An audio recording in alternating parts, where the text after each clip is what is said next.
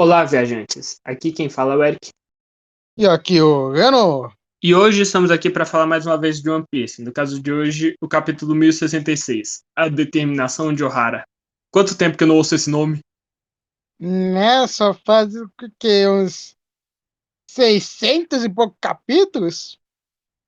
Eu diria que é mais.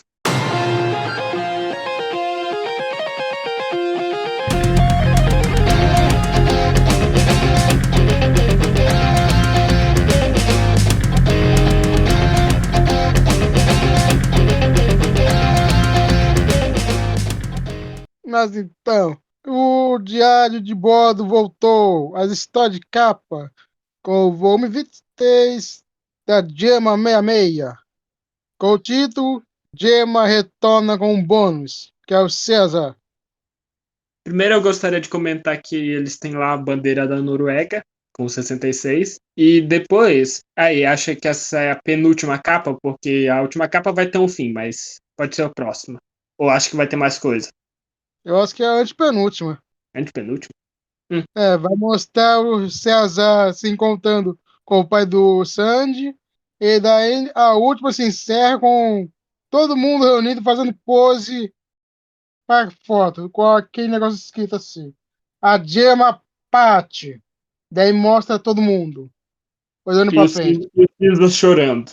Sim, Mas assim, vamos concordar que os Piratas do Barba Negra eles estiveram lá por quatro capas, né? Contando aquela primeira, e eles roubaram completamente o show. pois é. Mas já na primeira página, a gente vê ali a Universal Studios do lado de uma garrafa de saque gigante. Uhum. E o Chaka, ele começa a falar que você talvez conheceu um certo arqueólogo apaixonado que queria esclarecer o reino antigo e encontrou uma. Então ele encontrou uma máquina que tem a data de fabricação em determinada parte. E essa máquina foi construída no século perdido. Exatamente. E aí então que ele começa a falar sobre a aliança de 20 reinos que formaram o governo mundial para combater o esquecido e avançado reino. E é então que temos a reação dos Chapéu de Palha. Não foi surpresa, o Sop assustado, Frank animadaço e Sandy preocupado. E é então que ele fala que ele responde a pergunta do Sandy, que questiona que todos que sabem essa história são eliminados. E aí confirma. Mas o. Aí o Soap começa a apelar, mas sendo sincero, o governo já quer eles mortos. Uma coisa a mais não vai fazer tanta diferença a esse ponto. Pois é, Eles já estão do bando do capitão que invadiu as três instalações da Marinha e ajudou a destruir uma delas. exato. Além de É, ser eles serem subordinados do filho do Dragon. tipo, também é irmão dos Imperador das Chamas, com o fez aliança com o Imperador Bug, o Palhaço Estrela, e com os dois supernovas dessa altura, né, com a recompensa de 3 bilhões de Eustace de Trafalgar Law. Participou da Guerra dos Melhores. Tem o Shichibukai Jin, ex-Shichibukai Jinbe no bando dele, e já fez aliança com os ex-Shichibukais Bug e Crocodile publicamente, e o Law, né, publicamente também, além de provavelmente já tem gente que suspeita que a Hancock é a aliada dele a essa altura. Pois é. Ela suspeitosamente protegendo o Luffy na Guerra dos Melhores lá em Sabaut. Né? Então, eles começam a falar sobre as hipóteses que os estudiosos de Ohara fizeram, e, e aí a Robin questiona: Ué, mas você não é do governo? Você já não sabe isso? Só que a gente descobre que o Vegapunk tá tão no escuro quanto os piratas. Pois é. E aí, então, quem fala sobre o acontecimento com a ilha de Ohara, que deixou apenas Robin viva. Ele também fala que depois desse acontecimento foi visitar seu velho amigo, o professor Clover, o maior arqueólogo do mundo, e Robin se mostra surpreso de conhecer. Nós então sabemos de algumas coisinhas sobre o Clover. O Clover já velejou o mundo e foi preso 10 vezes pela Marinha. Até ele aparentemente ele era de um bando pirata e sempre teve o cabelo de trevo, já que Clover é trevo. Se você viu Black Clover, você deve ter essa noção, né? Você assistiu eu ia fazer a piada, mas agora deixa. Bem, de qualquer jeito a gente começa o flashback com um cara que assim, na sombra, ele parece um aspargo gigante. Parece. Mas né, aí a gente vê o final do flashback da Robin de novo, que foram encontrados centenas de livros no lago, não sei e como os livros sobreviveram de verdade, né? Mas Oda não mata nem livro. mas de alguma forma a maioria dos livros estava salvável. E o marinheiro do flashback da Robin realmente foi um idiota e deixou eles lá. Então a gente tem partes do flashback da Robin, onde os livros foram salvos, e os últimos momentos da Nicole, além do tirando a Robin de lá. E nós então temos o crime do Vegapunk fazer a Robin chorar. Então que todo mundo começa a se voltar com o Vegapunk porque ele fez ela chorar. Então ela começa a questionar de novo sobre as conclusões que ele chegou sobre o reino.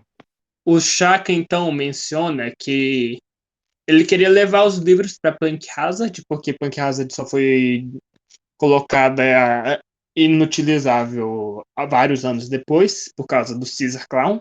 Antes mesmo do Aokiji e do Akai não fazerem uma bagunça lá, o Caesar Clown fez merda, né? Pra variar. Né? Meu Deus. Mas ao invés disso, ele só deixou os gigantes que estavam lá pegarem os livros e levarem para Elbaf.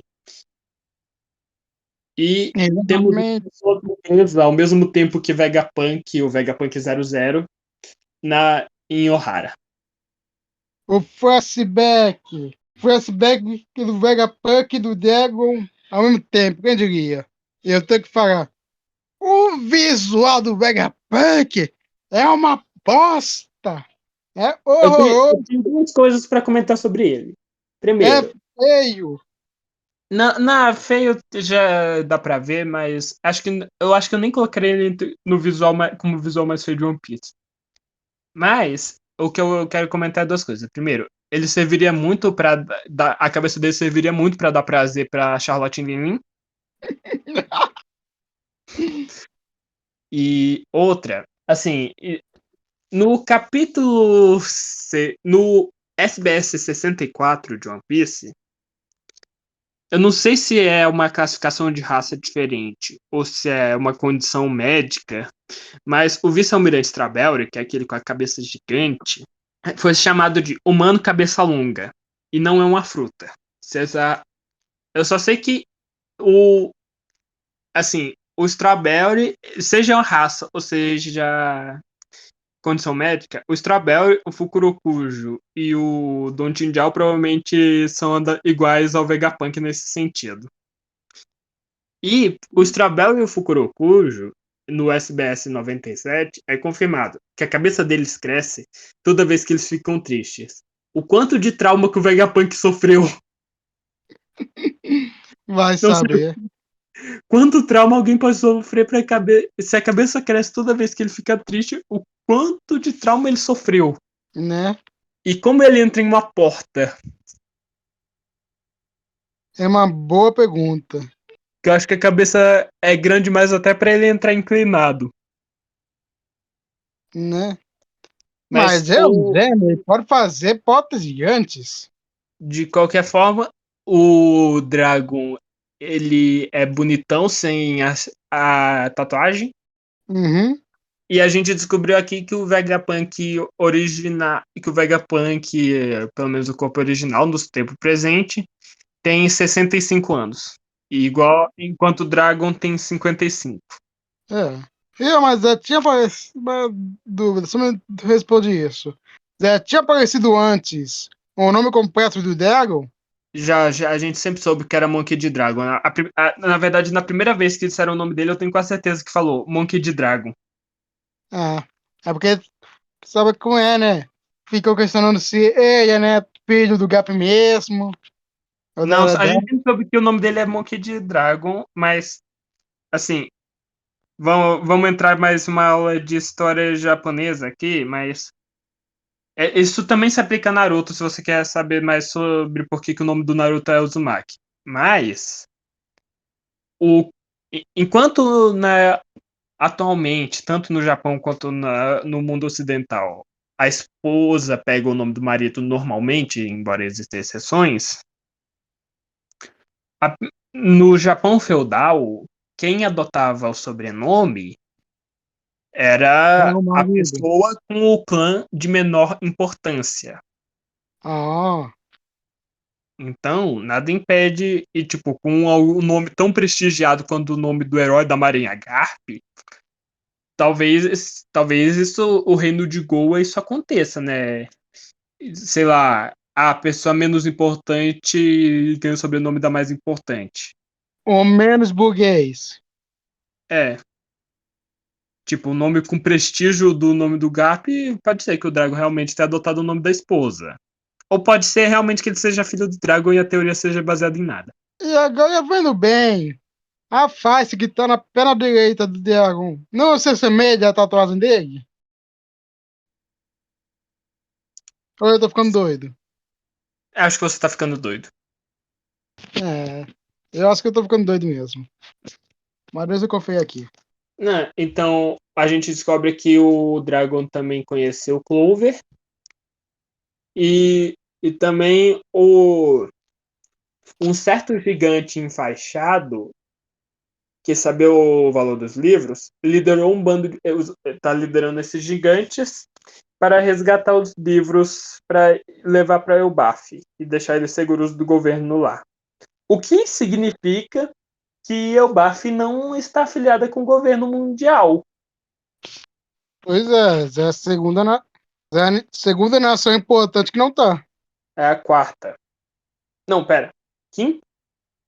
Deixa eu ver. Temos, né, importantes para o One Piece em geral. Temos Skype, barra Jaya.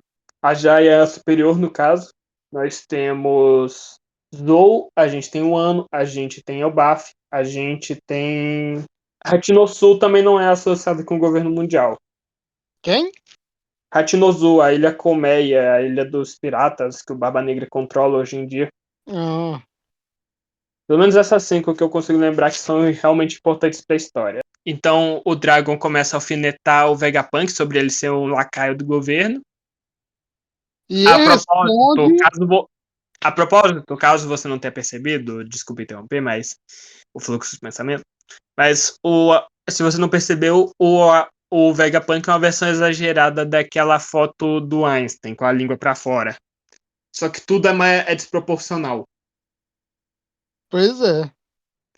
E o Vegapunk responde a alfinetada do Diego, o chamando de pobre. Seu pobre. Sempre discutiu. É, e a gente já vê a Lilith aí no Vegapunk Zero. Exato. Que assim. Assim, os Vegapunks, o Shaka, a Lilith, o Edson, o Pitágoras, a Atlas e a York, todos estavam no Vegapunk Zero. Uhum. E a gente claramente pode ver tanto o Shaka quanto o Atlas e Lilith aí nos papos do Vegapunk. Exato. Só falta a parte que é comigo. É. Então o Dragon fica falando sobre ser guerreiro da liberdade. A gente vê a tumba para Alhara inteira, que parece ser um pedaço da árvore do conhecimento. Uhum. Aí ele chega à conclusão que esse incidente foi longe demais. E é a partir desse momento que Dragon decidiu que é o Exército da Libertação. Apesar que o Vegapunk falou que Dragon supostamente odiava a guerra, mas vendo esse incidente, parece que ele decidiu Me mudar de pergunto, ideia.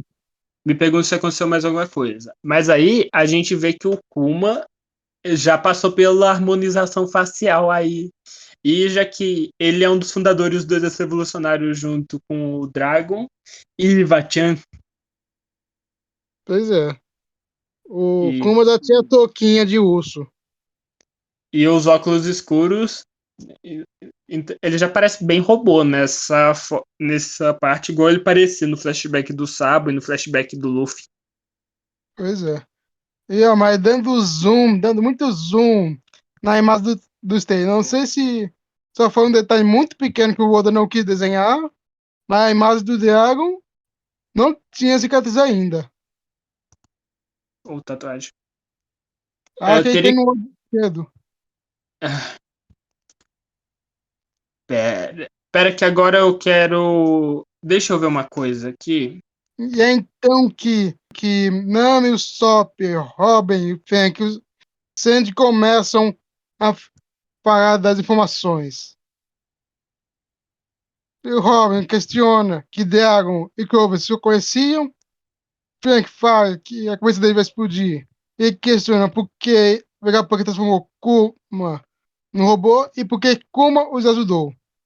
E o Sandy aproveita para xingar Ivachan. É então que É saca, muito, é muito amor engarrafado aí. né? Assim, eu achei aqui o, o que eu tava querendo saber. 8 anos atrás, o Dragon. Que foi quando o Dragon finalmente ficou famoso, porque foi a primeira vez que ele fez algo grande o suficiente para se chamar a atenção do, Governo dos. Mundial. Que ele foi mencionado. Que foi a primeira vez que ele foi mencionado pela Levely, né? 8 anos, na Levely de 8 anos atrás. A foto dele ele já tinha tatuagem barra cicatriz. Que pode ser cicatriz Hum, realmente. Ou seja, a gente tem um prazo de 14 anos para ele conseguir isso, ou seja, não diz muita coisa. é. Então saca fala que foi até o BAF para ler os livros, onde ele encontrou o gigante faisado que mandou buscar os livros. O E sol tá o sal, não sei a pronúncia, está Jaguar de vivo. Sal, O quê? Jaguar de Sal está vivo, ou seja, Não foi contratado pelo Vasco. foi foi uma das mortes mais tristes de One Piece para mim, em particular. Assim, Hum, sendo sincero, a única morte de One Piece que eu chorei por algum motivo foi a do Oden, uhum. mas essa tá lá em personagem individual que me fez chorar, que me deixou mais triste depois do Oden foi o Sal. Hum. E aí ele tá vivo esse tempo todo, mas aí fala suas críticas que eu tenho, sei que você tem umas críticas. Enquanto a gente vê a Robin chorando. Ah, cara, sinceramente, eu acho zoado o Sal tá vivo mesmo. Porque é uma morte muito importante para Robin. Por tudo que representa o DRCC. Mas daí tá vivo. Isso tira muito peso. É tipo o coração mostrar que tá vivo, pô. Vai, vai acabar com boa parte do peso do flashback do Oral. Já que a relação deles é importante. Aí a gente vai ver depois, e igual na dublagem da 4Kids, a Belemer ainda tá presa na dungeon do Arlong. A Faki desvia o plano do Oda. É só fake. Ela sobreviveu ao tiro na cara e ela tá presa na dungeon todos esses anos, esperando alguém lembrar dela pra resgatar ela. Cara, Mas Como ela tá enfim, viva sem comida depois de pelo menos 2 anos, não sei. né? Mas Mas de qualquer então, modo, as botas arrastam o povo pra dentro do laboratório, atrás do Chaka. pois é. Mas, voltando pra Ohara, a- é uma pena que a árvore do conhecimento se foi. Mas sabe o que pode trazer muito conhecimento para todos? O like, o comentário, o compartilhamento de quem está vendo esse vídeo. E principalmente se inscrever e apertar no sininho para sempre receber o conhecimento do Shonen Verso no seu feed do YouTube. Exatamente, pessoal. Dá like nessa porra. É. Mas então a gente vai pro ferro velho de Egghead e a gente vê que o, o Luffy tentando ver se o robô se abre ou se move, se chama ele pelo nome. Aí ele chama de robô Nosuke, robô King. E aí o robô responde pro robô King. Mas é então que nós vemos o Vegapunk 00. Mas sem toda aquela cabeça de cearense.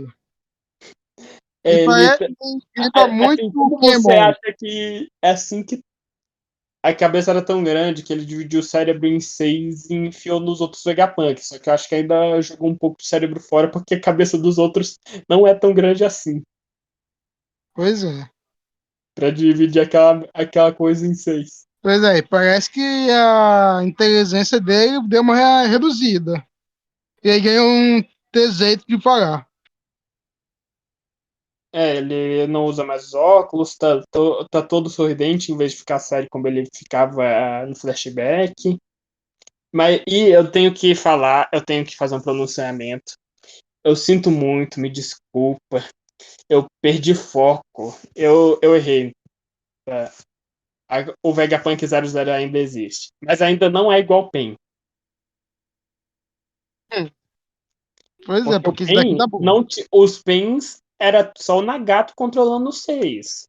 E aqui claramente o Shaka, a Lilith, o Edson, o Pitágoras, a Atlas e a York, todos têm personalidade própria e agem individualmente um do outro.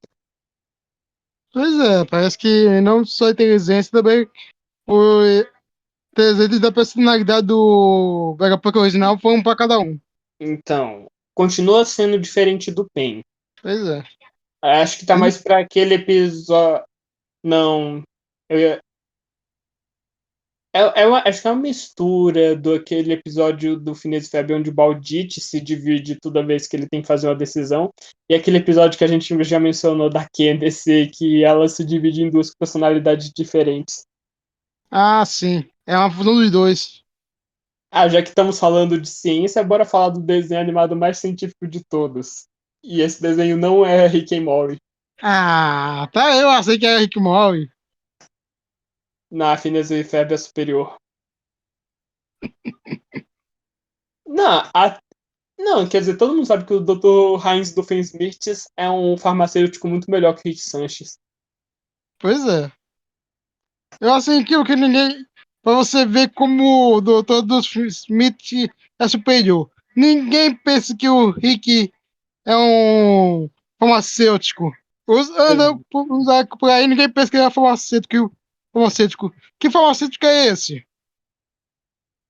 Então, ele não é um farmacêutico. E também ele não. O Rick é tão inferior que nem mandam a gente da OSUSB pra caçar ele. Que nem fazem Né? com o Doofenshmirtz e todos os amigos farmacêuticos dele. Mas o mais importante, o Rick não tem um single.